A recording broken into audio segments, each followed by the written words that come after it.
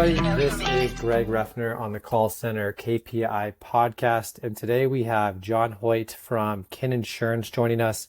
I've known John now for 6 or 7 months and always been really impressed with what he's done on the QA side of things over at Kin. And so we're really thankful to have him on our podcast today. And before we get into our topic, John, please take a moment to introduce yourself. Yeah. Hey, thanks for having me. Super excited. Full transparency. This is my first ever podcast. So here's to nothing, right? Been in the insurance industry pretty much my entire adult life. Started out with one of our big box insurance companies. Everybody probably knows them. Big in car insurance with a green gecko. And so kind of brought up through the ranks of being on the phones front line to helping others do it, to managing a team, and now managing a whole department, bringing people into the insurance space in a call center. So excited to talk to you guys today. That's awesome. That's not State Farm, right? No. Okay. All right. That's Jake. That's Jake. That's right. This is Jake from State Farm. I totally know. Yeah. So we are going to be talking customer satisfaction score today. That's the metric that you'd picked out as one that's been very important to you.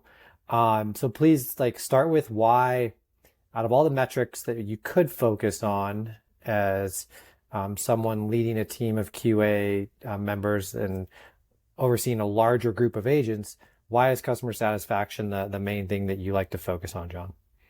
Yeah, I think it's universal, right? I think it doesn't matter what industry you're in, what your product is, or what you're marketing. I think ultimately the person you're selling to is the experience. And I think the customer is one of the best indicators of probably how you're doing in your space.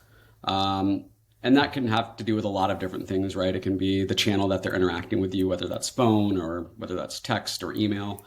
But I think at the end of the day, one of the good thermometers or temperature gauges on how your service resonates with that customer is at the very end of that. How did they feel right afterwards? And there's some things that can skew it, of course, but I think it's one of the biggest puzzle pieces that an organization or company has to measure itself on. That's true. So what I want to dive into something you talked about there. It's measured kind of at the end of that experience. That experience might have spanned months, weeks, maybe a couple of days. How do you truly get a full grasp on that customer's experience throughout the life cycle of their journey when you're only maybe asking them for that numerical score or that feedback at the end, when arguably those emotions are at their highest? They feel the best. They've just spent money.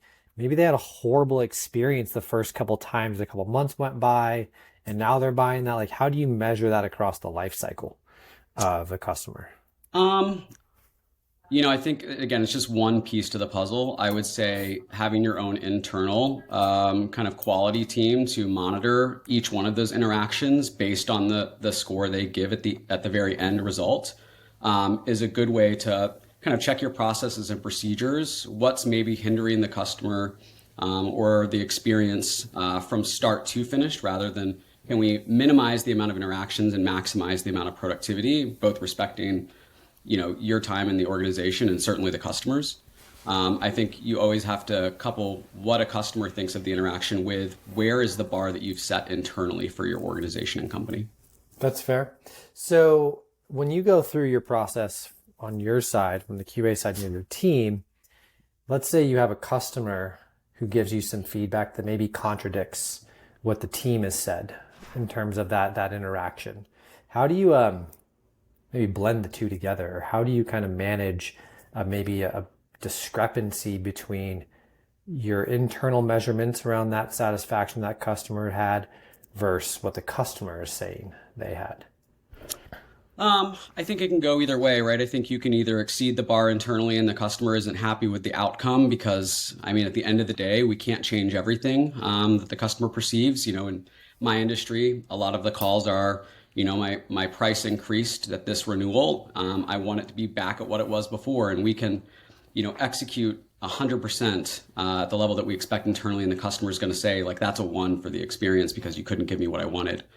And so I think you have to look at that piece of it. But I also think you have to look at a couple different things. Was there room for opportunity on just the interaction alone? I think right now we try to automate everything, right? It's all about AI and automation and how do we get things faster and easier.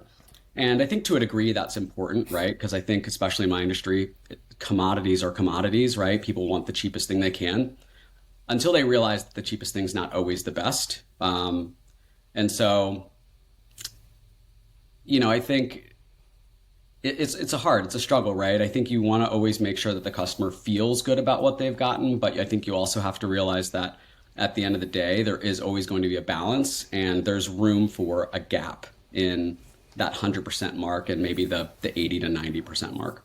Yeah, I think you made a good point. If I'm calling because my insurance premium just doubled, right? Like there's literally nothing you can say that's going to make me feel good about that. Yeah. But if you handled it in the right way, that's very different than handling it poorly. And I'm still probably going to give you a horrible score because the end result was my premium just went up, even regardless of how the agent did in terms of handling the situation. Yeah. So that's a good point. I never really thought about that. Yeah. That's fair. So what are some of the things, maybe let's pick on maybe two or three things, John, that you've seen kind of maybe you've implemented within your team or you've heard of other companies implementing that really kind of they help get that customer satisfaction score higher. What are maybe two or three tactical things that you've seen really help impact that? Yeah, I think, good old fashioned regular coaching and monitoring of phone calls and interactions and things can definitely help. Making sure that, the staff that you have managing your teams is constantly trying to level up and evolve in how they approach those types of things and conversations, skills. But I think the other thing, and luckily these days it's becoming more prevalent, is tools that we can rely on to assist kind of implement those best practices in real time. It's nice to be able to review something after it's happened, but that doesn't necessarily help that immediate impact on customer satisfaction, right? Like that's already happened. You can't go back and fix it. Yeah. And so I think, being able to listen in live or being able to just give them an aid in saying like, here's the things that make you successful on every interaction or will increase your productivity or likelihood that you'll be successful. And then being able to give them immediate feedback right after that, is huge because I think if you've been in the call center space the last 20 years, you've gone from not having anything other than somebody behind you kind of plugged into your telephone trying to write things down on a whiteboard to now having people that, can digitally message you or, a real time, you've done X, Y, and Z on a phone call. The next step is this and guide you along the way. So like adoption of technology. Yeah. Um, so I'm a big fan of kind of people, process, and then technology. So you should always have the right people, identify the process, and then make sure the tech fits that. Um, is there something more tactical you can think of on the like finding people that are going to result in a good customer satisfaction score for your customers, or is it a process thing? Can we kind of maybe go a little bit earlier in that people process tech? We kind of covered the tech. What are some of the things earlier in that kind of spectrum that might be able to help impact that customer satisfaction score?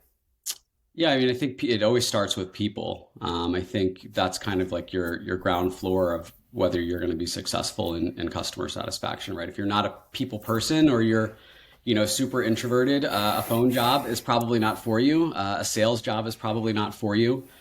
So I think, looking for people that are high energy, that are able to, create memorable experiences.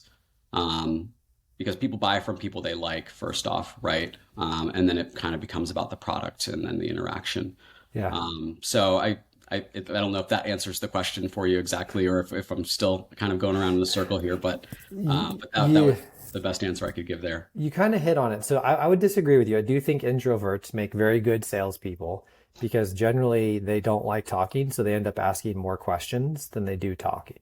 And so I do think that introverts, but you hit on what is the personality profile of the type of person that you should be looking for based upon the role they serve within that customer journey.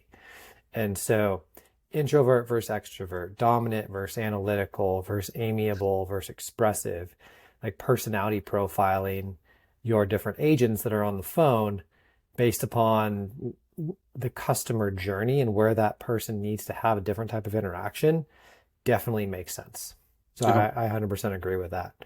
Um, what are some of the things you've seen kind of take away from a good customer satisfaction score? Like what should companies not do?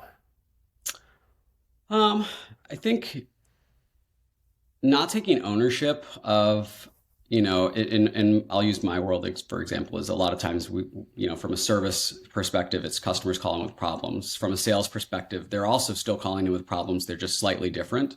Not taking ownership in those situations as if it's your own, and then looking for resolution and problem solving or moving them along in that process to just expedite it for them, I think is something that we don't think of a lot in those interactions. And then I think also um, not having a really good bar set internally for what your expectations are. I've seen some companies that rely solely on customer satisfaction results. And I think that can be dangerous at times because you are kind of at the mercy of how that person feels when they call in and then how they feel at the very end of that interaction. And so, kind of back to that price example of if there's nothing you can do, is that really a measurement of how well the interaction was? And probably not. And so I think, only focusing in on and getting kind of that flavor of the month, like this month is customer satisfaction results, can actually take you a couple steps backwards in what you're trying to accomplish. So you have to kind of have a wide range, right, of different KPIs. Yeah. And so being solely focused on one definitely is a detractor from that. What might be something else that you've seen negatively impact a customer satisfaction score? Um, it's a good question. I think there's a lot of them though. But I think not having an overarching kind of mission Okay. for what you want, kind of your department or your team to have as, what is your mission statement? You know, at the end of the day, I think people are goal oriented. I think they're mission oriented. And a lot of new organizations, especially, I think, go in and they say, we want to be the best at X, Y, and Z, but they don't necessarily have a mission of how they're going to get there. And they need that to resonate with the people that work for them so that the employees can connect with the customers because at the end of the day, like everybody wants to feel like they're a part of something. Yeah. I think it goes back to the people, right? Like, you have ultimately customer satisfaction score is a measure of a person and their feelings about their interaction with the people at your company. And so it really starts with, making sure you have the right people and then aligning those people to your vision and making sure they have the right personality profiles to the type of people that you're going to have as customers.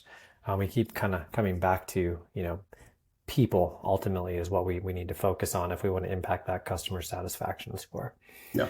Um, Big takeaway, what would be, for our listeners, John, if you had one thing that you would say, like, hey, this is my best recommendation. This is kind of my magic wand. If I would do that, I would do this. If I could do anything else, what would be the one thing you would want people to make sure they always do when they think about how to positively impact or measure their customer satisfaction scores? Consistency in what you're asking to occur. Okay. I think it's very easy to be really reactive on a case by case scenario or to get, a handful of bad survey scores come back and immediately look for like, what's this big lever I can pull that's going to fix these things. But at the end of the day, a lot of it is just being consistent in the things that you're looking to accomplish, and having like an internal measurement of how that looks. Um, I think that would be my biggest piece is have a game plan for the long term and be consistent with it. So let's say we kind of have this bar of like what consistency should look like, and then we have a new agent come in. It's hard to measure consistency within, let's say, 2 or 3 weeks on the phone. So are there maybe like leading indicators for like new people coming on board where hey, we've seen this, this, and this happen. They're not going to get to this bar. Or do you really need a longer period of time to measure that consistency? Um, I think it's a little bit of both. I know that's probably not the best answer. I think Step goals are always good in those cases of saying, okay, if our average customer satisfaction is here with a tenured employee, what percentage is acceptable at what point in a new hire's kind of life cycle in seeing them progress to where they should? Because we all know that in any new environment, you're learning usually new processes, new scripting, new systems, and to combine all those things and multitask and still give the same level of, experience that somebody who's been doing it for years would give is very hard to expect. So I would say consistency in those expectations is also important, in knowing that you'll see progression over those weeks. I love that. I love that. Well, John, this has been awesome for your first podcast. I think you did a phenomenal Thank you. job. You didn't stumble over any words, so I would say well done. Perfect. It's been a pleasure, sir. Thank you for sharing your thoughts and kind of some strategies and tactics that our listeners can take away from in terms of customer satisfaction scores. I learned a couple things that I didn't even think of today, so I'm sure our listeners will appreciate the knowledge. So thank you for spending your time with us. Likewise. Thanks for having me.